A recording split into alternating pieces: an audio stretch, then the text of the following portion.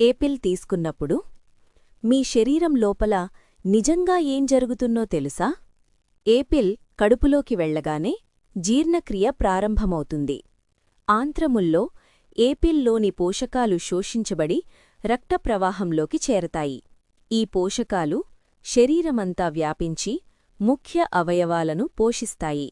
కండరాలకు కావలసిన పోషణ అందించి బలం మరియు శక్తిని మెరుగుపరుస్తుంది. జీర్ణవ్యవస్థలో ఏపిల్ ఆరోగ్యకరమైన గట్ బ్యాలెన్స్ను సహాయపడుతుంది. సరైన మోతాదే నిజమైన లాభానికి మూలం. ఏపిల్ బాధ్యతతో ఉపయోగించండి.